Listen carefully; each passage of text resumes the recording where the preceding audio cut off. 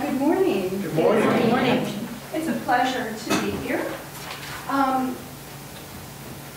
wrote my meditation today about yearning for spring.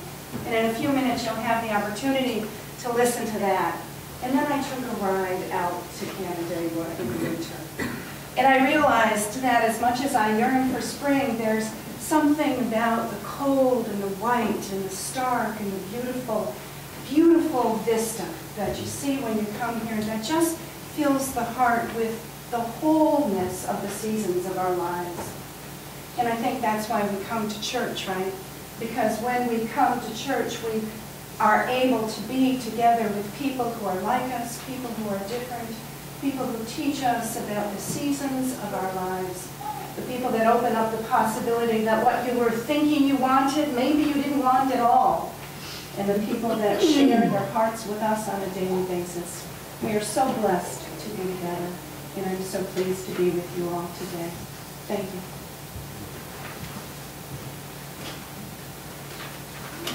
Our first hymn is number 298, Wake Now, My Senses.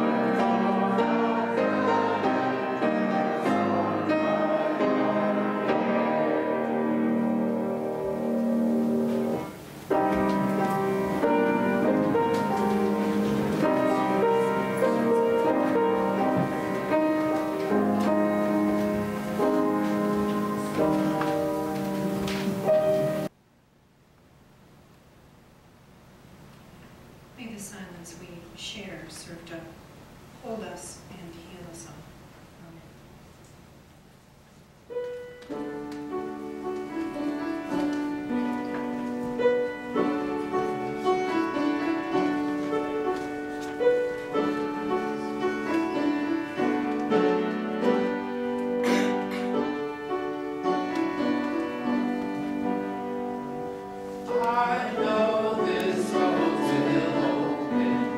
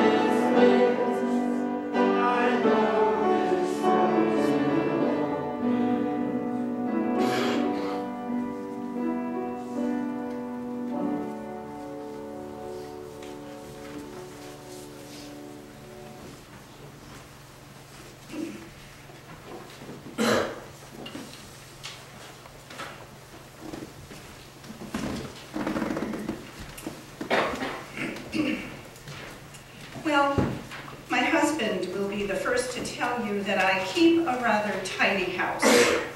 I like visual order. I feel more peaceful when the house is uncluttered and clean. And I think being a minister of pastoral care, I see a lot of life challenges that are so complicated and seldom have an easy answer. On the other hand, cleaning the house always has a good outcome. You spend 3 hours, I have a small house, and feel that you've truly accomplished something great. On the days that I clean my house, I open the windows, even on the coldest of days of winter. I let in the light, I let in the air, and my favorite moment is when it's all done and I get to sit down, the room smells fresh and clean, I have some tea and I rest. I think it's a spiritual practice. Now my husband will tell you that on the other hand, while all the visible parts of our house are tidy and clean, our closets are not. They're stuffed and brimming with things that get saved and stored and stashed and lost and sometimes just put out of sight. Truth be told, it's more my closets than it is his. So to prepare for the sermon, I went about my house and I opened all the closets. I wanted to be honest and just let you know what my inventory was. It's enough to make anybody laugh, so feel free if you can smile in sympathy or empathy if you be my guest. I have several sizes of clothing. I have my skinny jeans. I have my fat jeans.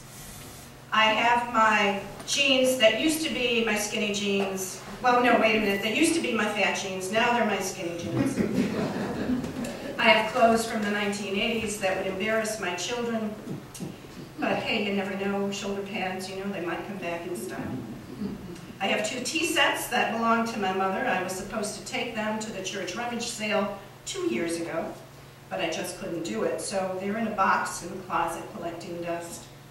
In the basement, we have a huge closet, which is mostly filled with off-season clothing, but it's also become a stash for everything else. We have a cassette tape player and a VCR. I have no cassette tapes in the house, but we have a player just in case. We have 2 sets of bocce balls, tinker toys, canning jars, board games, various outdated technology cords. And if you really want to get a conversation going, ask me about the pasta maker that has been in the basement for 20 years and been out of the box maybe twice. But when I look in the closet, what I really see is not just stuff, but stories about myself that I'm not quite ready to let go. I'm sure someday I'll be thinner, and someday my kids will want to watch all those videos we took of them when they were little, and I'll have the VCR. My grandchildren will want to play with tinker toys. I will can peaches, serve tea to my friends on fine china, and I will make homemade pasta twice a week, I'm sure of it. While I admire these folks with closet organizers, I just am not sure where they stash their aspirations or their secrets. Because I think if I'm honest, the objects I hang on to and stuff in my closet all have a bit of sadness attached to them and a few secrets too. You see, the stuffed and overflowing closet has become a metaphor. It holds the aspects of our life that we hide from the rest of the world, and sometimes even from ourselves. If we think about it this way, can't we admit that there are parts of ourselves we choose to conceal, not to face, or to hide behind a closed door? And I think the things we hide come in many, many forms. Disappointments we may have with others, stories about events in our life that have become embarrassing and we just don't want to relive, or shameful thoughts of ourselves or others. There's even family stories that are closed in the closet and they've been covered and stuffed for generations. They're the kind of stories that still get whispered about and even silenced at gatherings. The emotional closet can be a dark and messy, messy place. When I was growing up, my best friend was Carolyn. We met in grade school and we traveled together through high school, college, getting married, having babies, raising kids, and now we're growing older together. Carolyn came from an unusual family in the 1960s. You see, her parents were divorced. And believe it or not, that was a big thing. Carolyn was an only child, and her mother worked full-time. So she was often left alone after school. There were whispers about Carolyn, and other parents didn't let their kids play with her. Yes, that was really the way it was. Carolyn spent a lot of time at my house, and we knew early on that we were best friends forever. Now, Carolyn never talked about her parents' divorce. All she told me was that her dad disappeared one day when she was very little, and her mother wouldn't say any more than that. The only reason her mother gave for her father's disappearance was that he couldn't deal with the responsibilities of parenthood. Well, Carolyn understood that to mean that he left because of her. She believed that she was somehow and most certainly to blame. Because perhaps she was too demanding, or not pretty enough, or didn't learn things quick enough to keep him happy. It was a huge burden for such a little girl. And we talked about it so seldom. Even in high school, it was mostly hushed topic, off limits, stuck in the closet. When we had a father-daughter dance in junior year of my high school time, my dad told her that he would be proud to take both of us. But Carolyn got sick at the last minute and didn't come to the dance. I must say, she was a strong, competent kid. She was my hero. She excelled in school. She worked hard and she was talented. She had a knack for math and science, and there was a dark side to her efforts as well. It seemed as if she was always trying to prove herself. No matter how awesome or celebrated her accomplishments were, there was a deep sadness in my friend Carolyn. Carolyn went on to college. She earned a master's degree and became a brilliant teacher. And after a few rocky relationships, she married and raised a pack of kids. But as her life progressed, it was clear her marriage was extremely challenging. To the outside world, it appeared tidy, but behind the closed doors, she experienced being disrespected, disregarded, belittled, and shamed. As her good friend, it was hard to watch. But she insisted that divorce was never an option and that many others had it far worse than she did. But in some ways, you see, I think her marriage reinforced the story that she always believed about herself, the one that says men don't value her, that she is less than lovable, and this imperfect relationship was all she could ever really expect. It's a story that informs her life and directs many of her actions. It's a story that's insidious and unrelenting. And I believe that because it is never brought out of the closet in the light of day, that it cannot be challenged, it cannot be changed. This is how I think the stories we believe with certainty and then lock away affect our lives. Change a few names here, change a few circumstances, and I think we can find a similar story perhaps in our life, one that we've locked away, one that we've wrapped up in a tidy package and said, this is the only way to understand this story. These are the stories we invent to explain the hurt of living.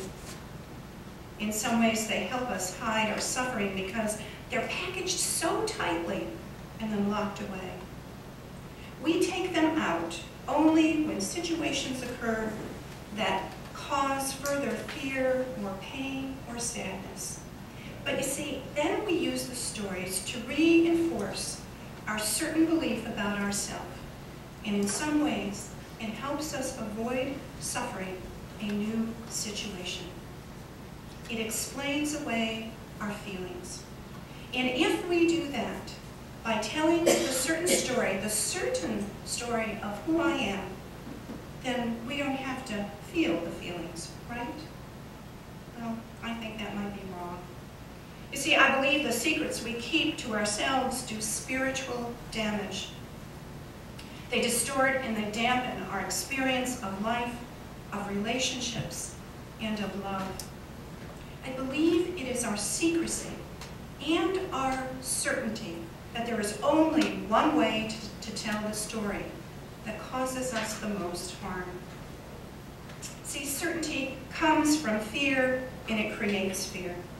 We're afraid that this is the only way life will ever be. Think of my friend Carolyn. We are absolutely certain that we can't let others see our true selves, because if they did, then they surely wouldn't love us, would they? We become convinced that there's no way to see our life any differently. We fear we will never be free from this story. So where do we go from here? How do we find the courage to clean out the closet? What could possibly confront certainty? I think it's inquiry. Gentle, gentle inquiry that opens the door. Inquiry allows light to shine in the dark places of our heart. It illuminates that which is shadowy and hurtful. It opens the possibility that there is indeed another chapter in the story, perhaps one never told before, or one yet to be written. In a way, inquiry brings hope where there was never any before. Now, when I suggest gentle inquiry here, I'm not talking about the techniques of Western psychology that encourage us to relive our painful life experiences in order to understand our past. I'm talking about engaging in the possibility that there is something to learn from the dark and dusty closet. If we open ourselves to the idea of shining a light on our stories, we can, in fact, shift our perception of the world and of ourselves. We can learn to make friends with all the aspects of ourselves that we would rather hide away. And by making friends, we can clean out the closet. In her life-changing book called Radical Acceptance, author Tara Brach suggests the practice of mindful inquiry and naming. She recommends we use these practices when emotions hijack our rational mind. You've all been there, right? Something happens and all of a sudden you're thrown back into the story you've told yourself your whole life. You're hijacked.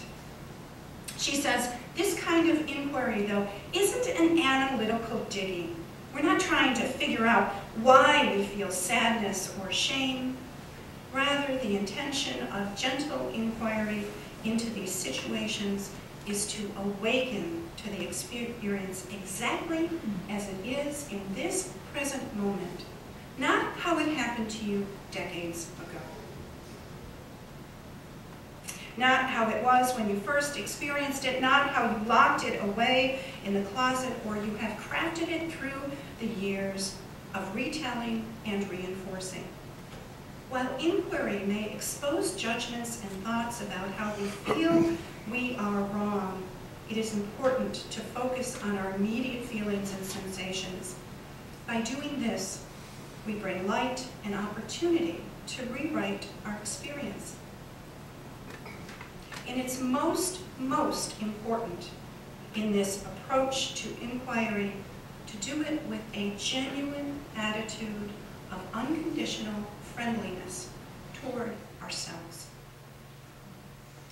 When an approach that has us asking questions like, isn't that interesting? Not, oh, what have I done wrong again? See the difference? Isn't that interesting? What's churning up inside me? What needs my attention right now? We need this gentleness and this compassion for ourselves, because if we inquire into our locked up parts with the slightest aversion, it only deepens our self-judgment, and that would do little to change the story. Now, it may take practice to question ourselves with the same tender kindness we often show others, but I think it's worth an effort.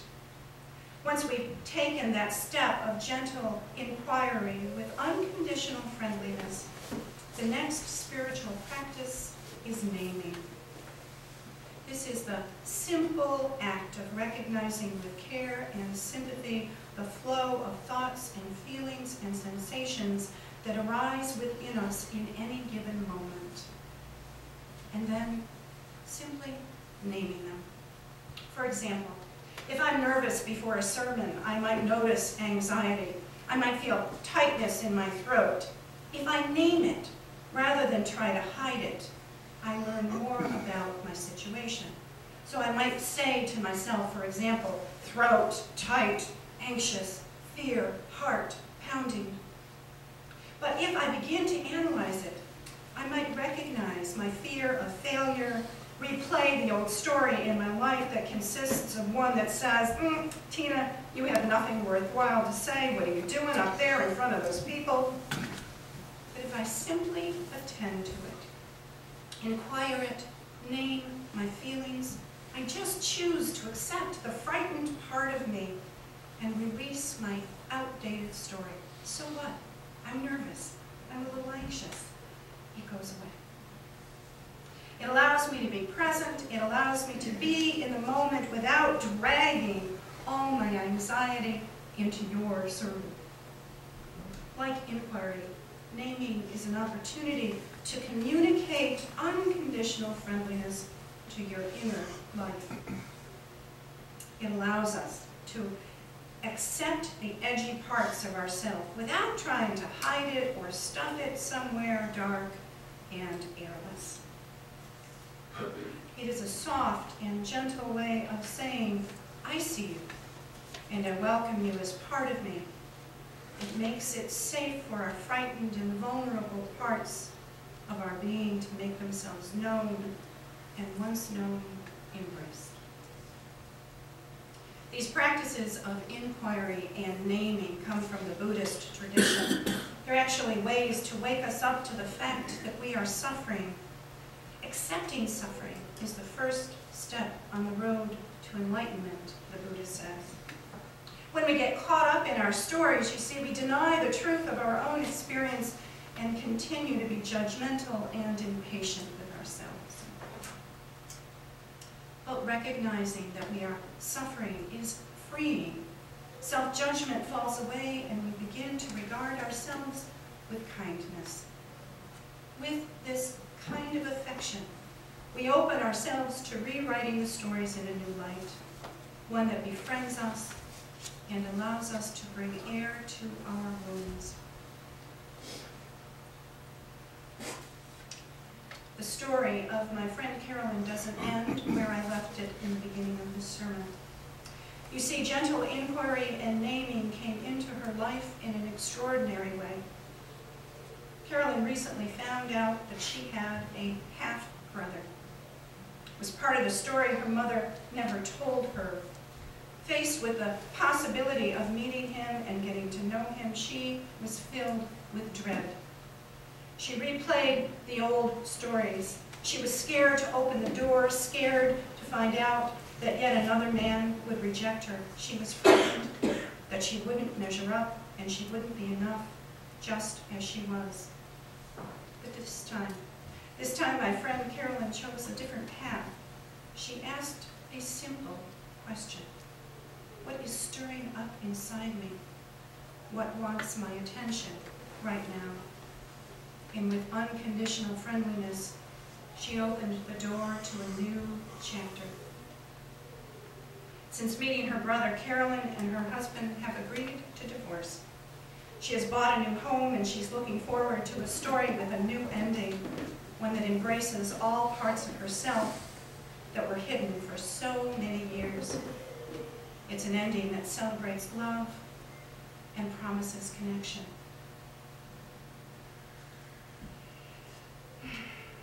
So as we leave here today, I say let's learn from Carolyn's courage and her gentle wisdom. Let's shine the light of inquiry into our darker stories. Let's embrace the parts of ourselves that we hide away, and let's open ourselves to hope. May it be so. And amen.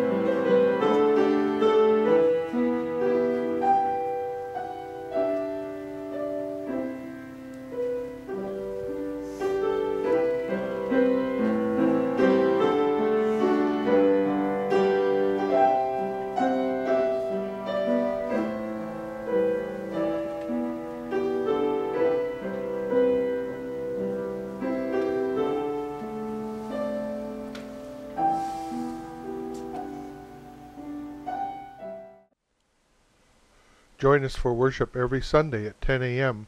at the Unitarian Universalist Church of Canandaigua, a welcoming congregation. We are located at 3024 Cooley Road, 4 miles west of South Main Street, Canandaigua, just north of the intersection with Routes 5 and 20. Look for the blue signs just before the turn.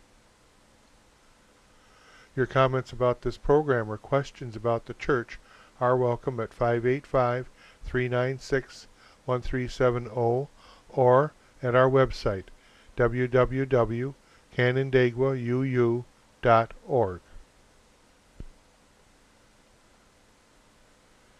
Producer and editor, Daniel Brigham.